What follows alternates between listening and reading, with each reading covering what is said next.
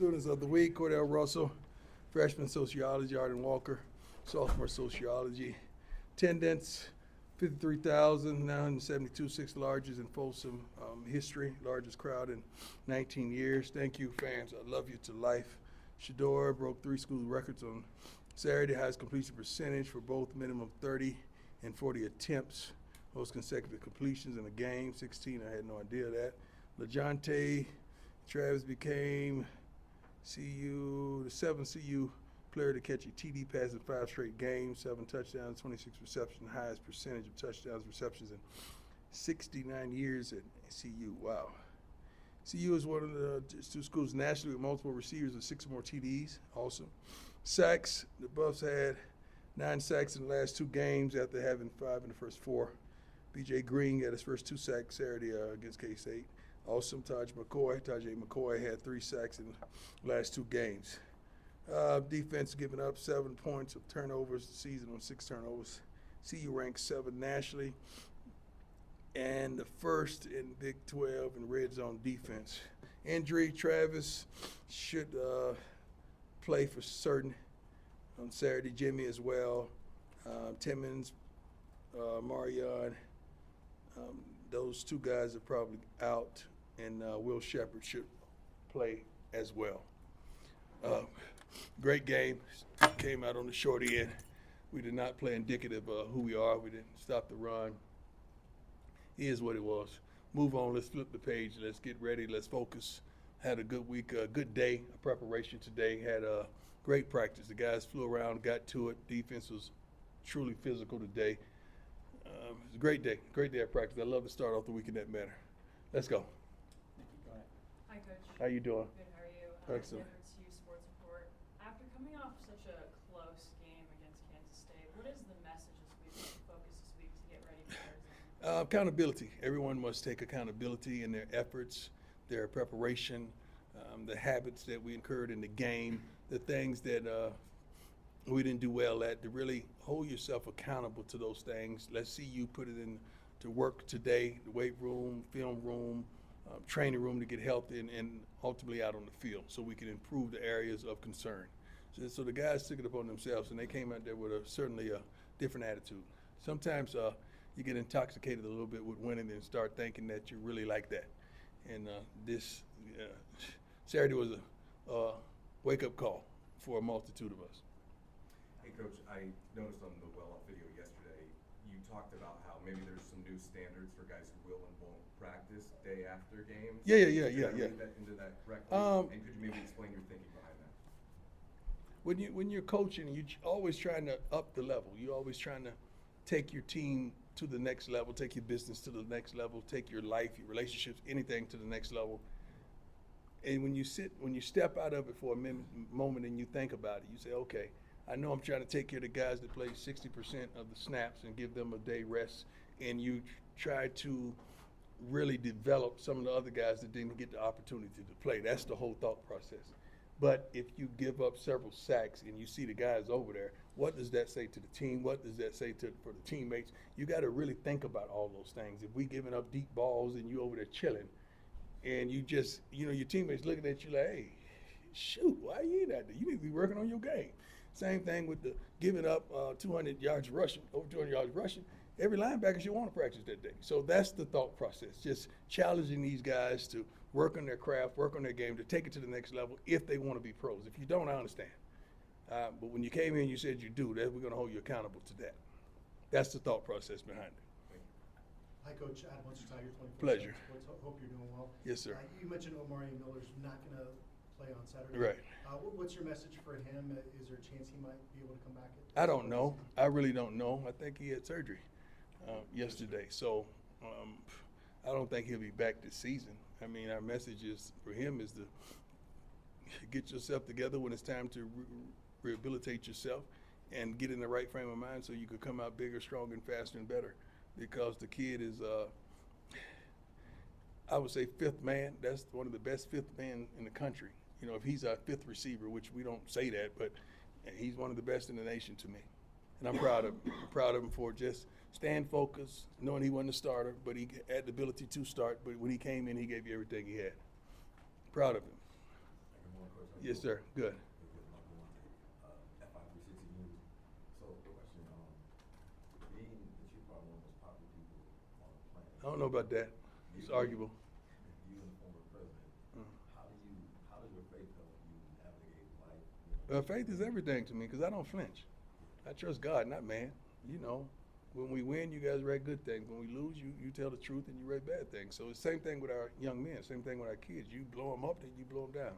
You know, you build them up to tear them down. So I don't flinch. I try to rock steady because I trust God and not man or woman. So I'm thankful and appreciative to have the relationship I have with my Lord and Savior, Jesus Christ, because I've been down before, but you know, and oftentimes when we testify, we don't testify about everything. We testify about the things we just want you to know about, not the depth of where God brought me from, not the thought process that what I really wanted to do, I didn't actually do it, and he brought me from that. We don't testify about that because we don't want you to know who we really are. So we keep on this mascara, sort of bit. Good question, though. Brian, go ahead. Hey, Coach. How you doing? Two questions for you. First off, just Arizona. It's a familiar foe you guys Yeah. saw last year. What do you see out of them this year? Arizona's I say this every week, but I'm not lying. It's a well-coached team. These got a great quarterback, I feel. One of the best receivers in the nation, if not the best, arguably. This kid is certainly a pro. Let's start right there. You got to deal with those two. Quarterback can make all the throws. He doesn't look to run, but he can run. But he has tremendous escapability. They got running game, and they can move the ball. They can move the ball up and down the field. Defensively, they got some big guys in the middle. They're stout versus the run somewhat. I'm not going to say they're vulnerable on the pass. Everybody seems like they're vulnerable to what we have out there at receiver. But these guys play complementary defense, and they get after it, man. They get to the ball. They're relentless. They attack the predators on the field. They get to the ball, and they make plays. So it's going to be a tremendous task. And then just to follow up, you mentioned McMillan, the receiver. He's obviously one of the best in the country. Yes. Yeah, as a corner, how much did you get kind of amped up when you were going against like the elite receivers? And That was my life. yeah. I didn't have to get amped up. That was my life. So did you get like going against Jerry Rice? That was my life. Okay. You don't get amped up when that's your life. It's like saying you get amped up to get in the car. I'm going to do that anyway to come to work. That's my life. Coach Ramos from Ralph Report. Yes, sir. So you were 4-2 at the same point last season. 4-2 Yes, sir. again. How much of a difference do you see in the group last year and the group this Well, let's year? start with the coaches. The coaching staff is tremendously different. Very talented, truly smart, intelligent, and understands what we have inside this locker room. The young men we have on this team is truly different. I think you could tell that by at least 5 scouts coming to practice every day. So I don't compare yesterday to today, and I would hope that you wouldn't either in your personal life, because it's a whole new day, whole new year, whole new time, whole new thought process, whole new outlook on life. And I don't look at yesterday and compare those two, not whatsoever. But that's a great question. But this is a whole different team, and I'm proud to coach it. I really am. Hey, Coach, John Treach, 9 News. How resilient is your team? Our team is truly resilient, but we shouldn't be in that position. I don't like to be in that position that we have to show you that real resilient. We are at home. We should be in that position. We should make the plays that come to us. We should get off the field and make the stops that we know we're capable of making. If all 11 of us do the thing that we're supposed to do and execute the play that's called. But I am so proud of these young men in so many aspects. But then again, I want to hold them accountable in those same aspects, because I want this relatable to life, not just the game. I want them to be able to succeed up under pressure as well as scrutiny in life, not just football. But I love what I saw. I really wanted to get down there and get in model range. I really did, because I know he was going to nail it, and I felt like if we just got it to overtime, if Shador wouldn't have got us down there to win it, we were going to win it because of just who we are and your resilience that you spoke about. We never gave up. That's what I love about him. Hey, Coach, Pat Grimes this year. Yes, sir. With every pass that Shador throws, his draft stock rises. I guess, how do you separate the coach and what he's doing from the father and what he's doing? I think you guys are concerned about that. We've always been what we are. We don't know it no other way. So it's quite easy for me, because I've always been in this position with him. We walk down that sideline as the father. When we come back, I'm the coach. I think everybody knows that. You guys should know that by now. When we make our walk before the game, I'm dad. I'm saying things that a dad would say. When we come back, I'm the coach. I'm saying things that a coach would say. And from then on, I'm his coach. Scott.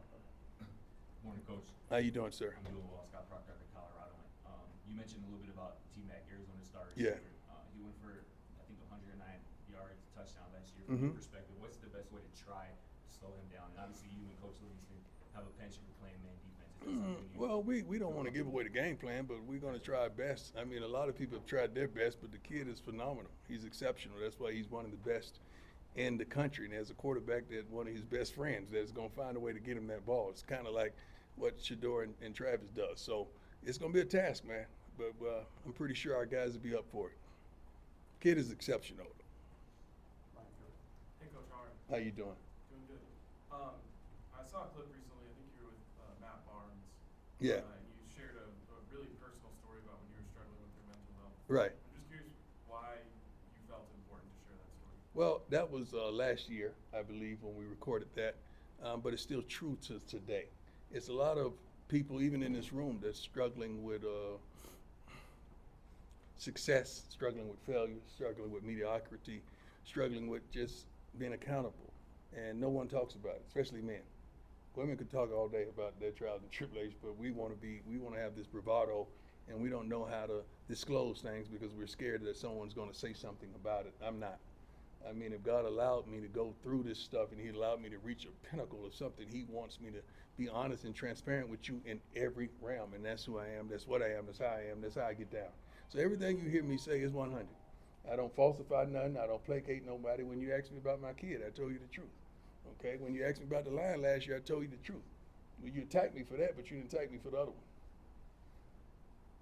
I just wanted that to resonate for a minute. But mental health is serious. Spiritual health is serious. And I wish we had an antidote to both. I rely on Jesus. And I can't tell you what to rely on, but that's my source. That's my strength. That's my doctor. Okay, just a couple more. Go ahead. Hi, Coach. How you doing? Fantastic. How about you? Good. Good, good. Just thinking about like the brotherhood through injury, through like trials and tribulations. How has that been looking like this so far in this year? That's great. I mean, it's good that you recruit like you recruit. It's good that you sign players out of the portal that's already ready. It's good that we have a balance of youngsters that can step up and do the job. That's why we do what we do. It's hard to have a quarterback like you have, and then 3 or 4 guys go down, and you got a field full of freshmen. You got to understand what it looks like to a quarterback. Like, oh Lord, where am I going to throw? Who's going to get open? Who's going to run the right route? Thank God that we have a recruiting department that does a phenomenal job, that goes into the portal and get those guys that are already ready, as well as developing those young guys that may take that role on head on, like a bunch of them practiced today because we gave a break to a lot of our guys that were limping and a little injured. We want them to be 100% come Saturday, not 100% on Tuesday. Okay, last one, Jack. Hey, Coach, I'm Jack Harlow. Jack Harlow. Another close game for you guys on Saturday. Yeah. Had a ton of close games last year. Just overall, how have you seen your players kind of grow and embrace some of those close wins? Well, we're getting late. like last year, I stated this early on in the season. Once upon a time, it was just hope. Like, man, we hope we can stay in this game. We hope we can do this. Now it's expectation. Like, we really expect to win those games. That stuff hurts, man. It hurts, and because we expect to win. We don't expect to compete. We expect to win. So, in all aspects of life, on as well as off the field, I want our young man to expect to be successful. And that's where we are right now. Thank God. We have a bunch of like-minded men, as well as coaches, as well as support staff, that expect to be successful. That's why it hurts so bad. You quit reminding me of that, all right? Let me move on to Arizona, please. We good? Anybody else? So we got one more? Want to do one more? One more. Hey, Coach. Harrison Simeon on Scope Sports. Michael Welch saw the field a bit on Saturday. Yeah. He didn't log a touch. Do you expect him to be added back to the fold going forward? I think he played. You got to understand he had a hamstring injury now that he was nursing, that he was trying to come back on. He didn't practice every day last week.